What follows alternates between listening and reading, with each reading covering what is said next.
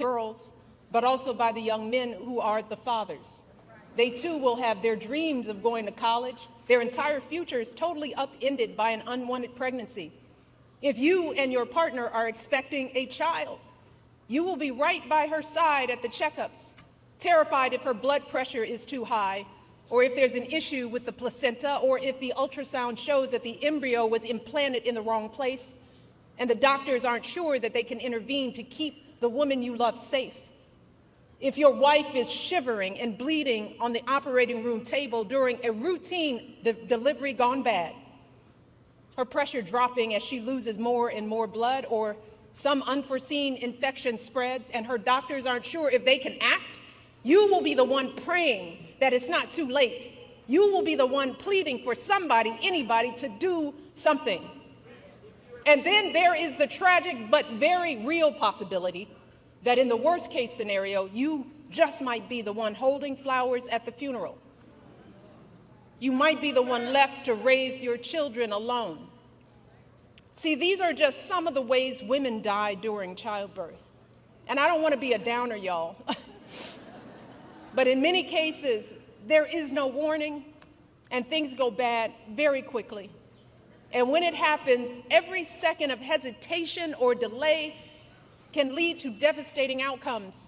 So I am asking y'all from the core of my being to take our lives seriously. Please, do not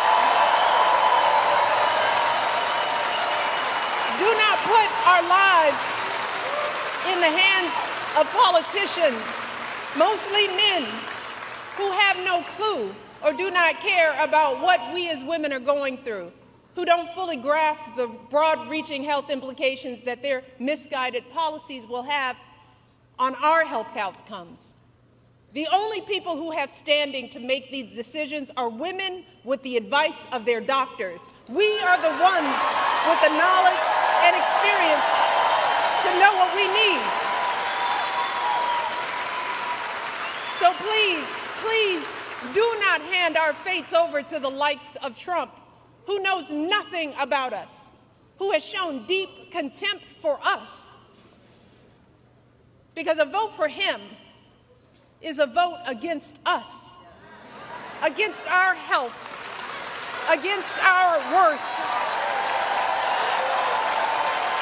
And let me tell you all, to think that the men that we love could be either unaware or indifferent to our plight is simply heartbreaking. It is a sad statement about our value as women in this world. It is both a setback in our quest for equity and a huge blow to our country's standing as a world leader on issues of women's health and gender equality. So fellas, before you cast your votes, ask yourselves, what side of history do you want to be on?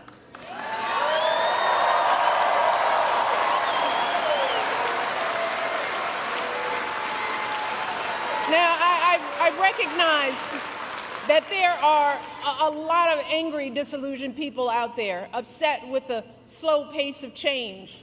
And I get it. It is reasonable to be frustrated. We all know we have a lot more work to do in this country. But to anyone out there thinking about sitting out this election or voting for Donald Trump or a third-party candidate in protest because you're fed up, let me warn you, your rage does not exist in a vacuum. If we don't get this election right, your wife, your daughter, your mother, we as women